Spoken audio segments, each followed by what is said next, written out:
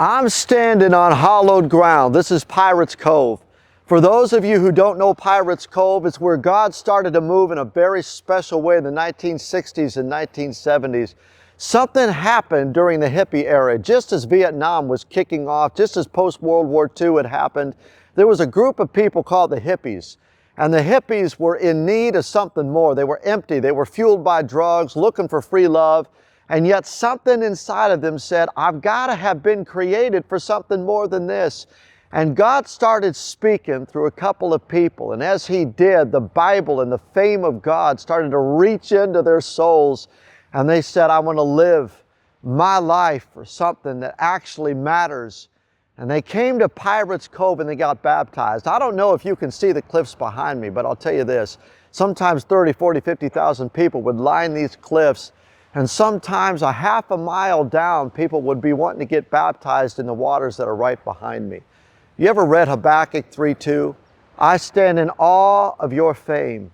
I want to be reminded of your deeds. Oh God, do them in my day. Have you ever said, God, don't just do something in the 1960s and 70s, but do something in the day that I live. I want that for me. I want that for my family. I want that for the people that I know. I don't just want God to do something back there. I want Him to do something up here. It's why we have named the church Revival City. It means to be awakened.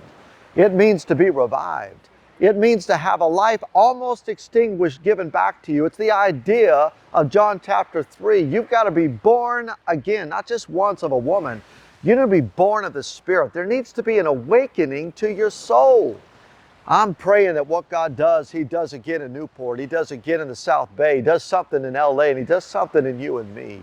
That God would do what Habakkuk 3:2 says. Oh God, I'm standing in awe of you.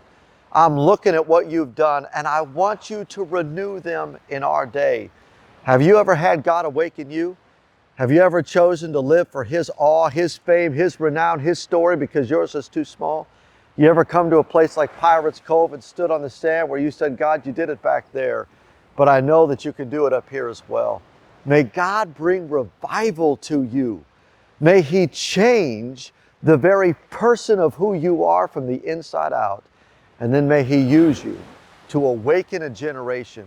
So it's not just God doing something in the 60s and 70s. It's God doing something in 2025 and beyond.